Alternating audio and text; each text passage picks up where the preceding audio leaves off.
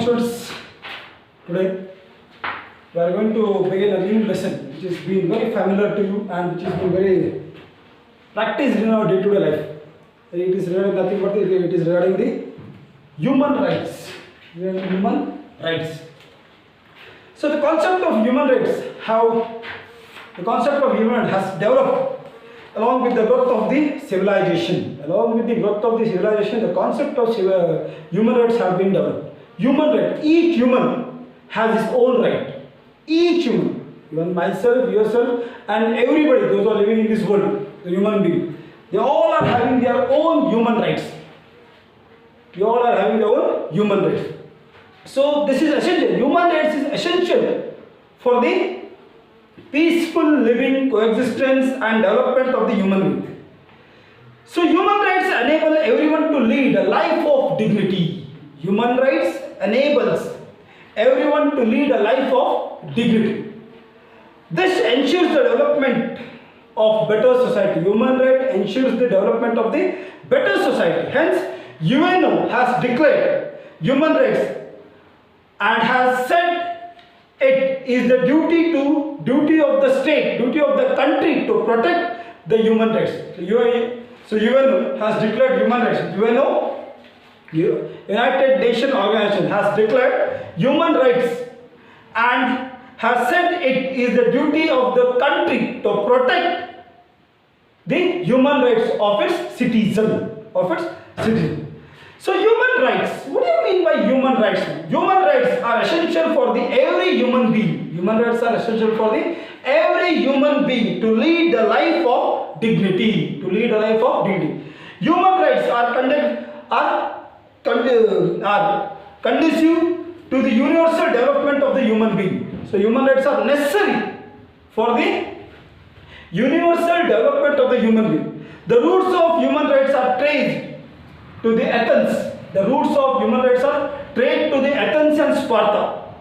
The two city-states of the ancient Greek, means from the ancient Greek itself. The roots of the human rights are there. Means from the ancient itself, the people were knowing regarding the human rights. Why? Means it is not a new concept. Human right is not a new concept of the 21st century. It is from the beginning of the civilization. The people were knowing regarding, they had something, somewhat idea regarding the human rights. So human rights, so today we have been discussed. So today we will be discussed regarding the background of the human rights and what is the difference between the human rights and the fundamental rights and the institutions of human rights protection in India. Institutions of the human rights protection in India. So these are the concepts we are going to. So first one is the Magna Carta of 1215. Magna Carta of 1215 was one of the most important. Magna Carta of 1215.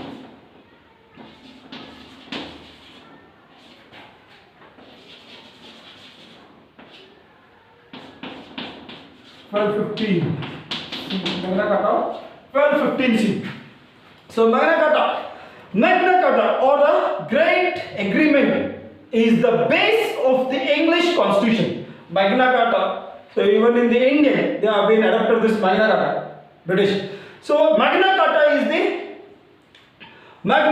the Great Agreement is the base of the English Constitution during the 1215C. The King John of England broke many ancient rules and traditions. People revolted against the king, pressing for their rights. As the result, the king entered into the agreement and signed Magna Carta. So that is been called as the Magna Carta. Due to this, the government interference in the church came to an end. Citizens gained the rights to have the private and the ancestral property. The equality of all in front of law was been assisted. Equality in front of all. So in front of law, all are equal. Magna Carta is an important development in the process of the modern democracy. So which has been Magna Carta, which was being made agreement in the 1215. It is one of the important development in the process of modern democracy. So John Locke presented the first systematic discussion on the human being, a natural rights. So is it John Locke first presented a systematic discussion on the human rights, human being on their natural rights. On their natural rights. According to him, the basic rights cannot be given to any individual. Cannot be given to any individual. Every individual is born with the rights. Every individual is born with the rights of the living and freedom. Living and freedom. Each individual, we are having our own rights. We are having our own rights. So many, for the human rights, many of the revolutions, so American Revolution, French Revolution, unification movements, all these, nothing but they have been fought for the sake of the right itself. American Revolution, French Revolution. The French Revolution is one of the important revolutions which gave the three watchwords. So you will study next year, which gave the three watchwords: liberty, equality, and fraternity. French Revolution. All are free. All are born free. So we have to surrender in front of law itself. In front of law itself. So many are there, many, not only these two, American Revolution, French Revolution, unification movements of Italy, Germany, then the Indian freedom movement, many are there. Many movements are there, many movements are there, many revolutions are there, many unification movement are there. All those movements are being fought for the sake of the human right itself. All those movements, they witness for the sake of the human rights itself. So here,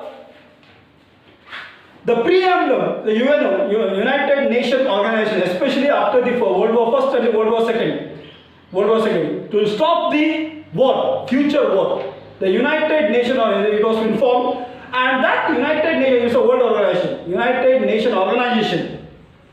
In the preamble of the United Nations Organization, we, the people of the world, have decided to protect our future generation from the destruction of wars. War has driven us to the sadness twice in our lifetime. Twice means World War I and World War II. Hence, the establishment of the UN is to prevent the human rights violation in any part of the world. In order to achieve this, the UN declared all its members countries to protect the human rights compulsory. To protect the human rights compulsory. And on December 10, 1948, it is UN declared it as the Human Rights Day. So that day, December 10, 1948, UN declared the Human Rights Day. Declared the Human Rights Day. So human rights and the Indian Constitution. So next concept is human rights and the Indian Constitution. So the declaration of the human rights by the UN is discussed in the preamble and the fundamental parts of our Constitution. In the fundamental part of our Constitution. So in the preamble, equality, fraternity, and the freedom are discussed. So this discussed in the part 3 of the Constitution from Article 12 to 35. Article 12 to 35 under the fundamental rights. So there were 7 fundamental rights in the original Constitution. So now in the original Constitution 7 fundamental rights are, but now how many are there? 6 are there. So 6 fundamental rights are there. By the 44th Amendment of the Constitution in the year 1978, the right to property was taken out of the fundamental rights. So right to property was been removed from the fundamental rights. So totally earlier 7 were there, but now after the amendment, 44th Amendment in the 1978, so now only 6 fundamental rights are there. How many are there? 6 fundamental rights are there. Which are there?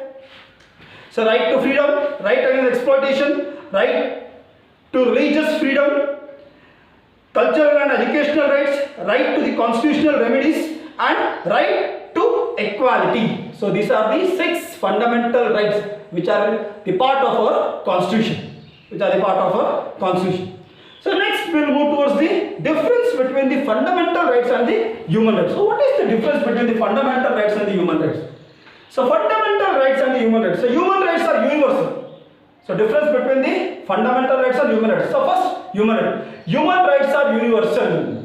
So it is not only in India, it is not only in Sri Lanka, it is not only in Bangladesh. So human rights are universal. All over the world. All over the world, universal human rights are there. They are being followed.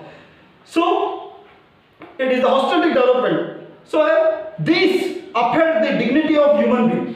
Their violations are not protected by the court of law. Violation of the human rights are not protected by the court of law. The fundamental rights are ensured by the constitution. Fundamental rights are ensured by the constitution of their country. Of the country it has been ensured. Their violations are addressed by the Supreme Court, High Court. The fundamental rights are specific in nature and are protected by the constitutional law. They are protected by the constitution. So human rights and fundamental rights. So human rights are universal, but fundamental rights they are the part of that country's constitution. They are the part of that. They are the part of that country's constitution. So as for India has the 6 fundamental rights. So other countries have America has the 7 fundamental rights. England has 4 fundamental, like that. That country they are having the certain fundamental rights. But the human rights are universal. Human rights are universal. So next we move towards the institution of human rights protection in India. Institution of human rights protection in India. So here the UNO held meeting with all the member states, with all the member countries in 1966 and has directed all its member states to remain committed to the protection of the human rights, So as the International Human Rights Commission is formed at the international level, the International Human Rights Commission has been formed. In the same way, in every country, a National Human Rights Commission has been formed. National Human Rights Commission has been formed in the country. And next, in the supportive, in every state, so we are having a federal system in our country. So in every state Human Rights Commission has been framed. State Human Rights Commission has been framed. District Human Rights Commission is there in the same way. So first, so in the international level, UNO is there to protect the Human Rights Commission. So in our country, National Human Rights Commission is a constitutional body. It was established through the registration in the Parliament in the year 1993. It is the watchdog of the human rights in the country. It is a multi-member body. It has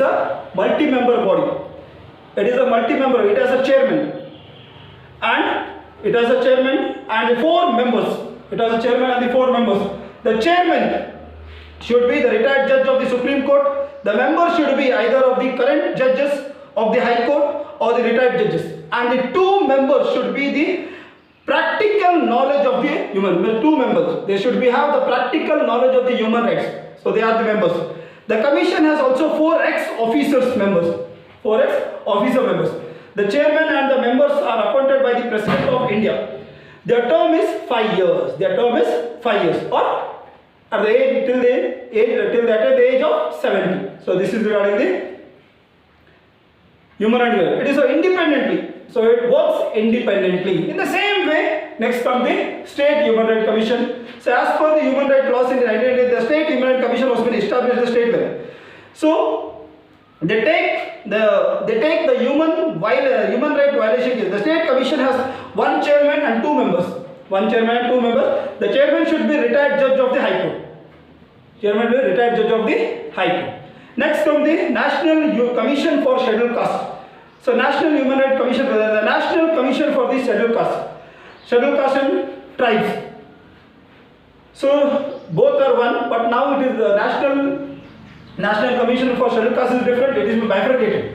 National Commission for Scheduled Caste, National Commission for Scheduled Tribe. Both are been separated. National Commission of Scheduled Caste has 1 chairman and 1 vice chairman and 3 members. They are appointed by the President of India. The commission address the atrocities on the scheduled caste people and also identify the violation of the human rights against the people, provide the relief to them. So next comes the National Commission for Scheduled Caste. Same work, same members are same. Next, the National Commission for the Backward Classes. National Commission for the Backward Classes are there.